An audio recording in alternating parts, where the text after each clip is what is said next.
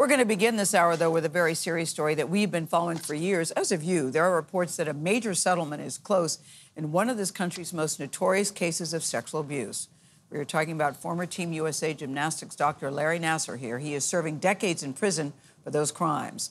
The Wall Street Journal reports the Justice Department has agreed to pay around $100 million to about 100 survivors of Nassar's abuse. Many of them, as you may recall, testified on Capitol Hill back in 2021 about the government's failure to investigate Nassar despite multiple complaints. Caitlin Huey-Burns has the story. The scars of this horrific abuse continue to live with all of us. Years after some of the top names in U.S. gymnastics told lawmakers the FBI ignored and mishandled their claims of Larry Nassar's abuse, the Justice Department is taking action.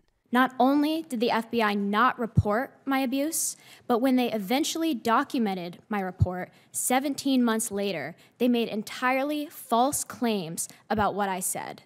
The DOJ is nearing a settlement with around 100 survivors of Nassar's misconduct, following a 2021 federal report that found FBI officials failed to respond to the Nassar allegations with the utmost seriousness and urgency. It also found 70 or more young athletes were allegedly sexually abused by Nassar after the first complaint against him was filed with the agency in 2015.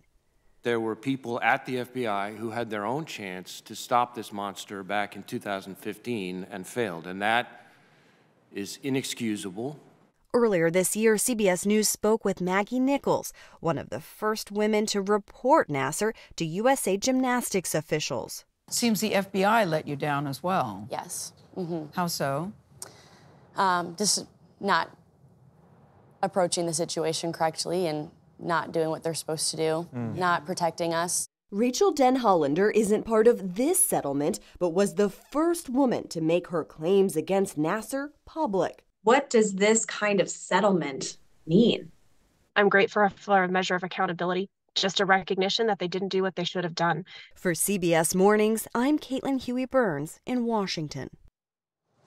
You know, I think there will never be enough money to compensate what I they was went thinking the through. same There thing, will Gayle. never be There's enough. no money on earth that will ever give them back their innocence and so they many were robbed of. So much could have been avoided if people had just listened to them, including our own government. Absolutely true.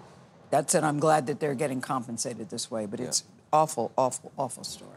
We can't go back in time, and money after the fact does not can't. change it.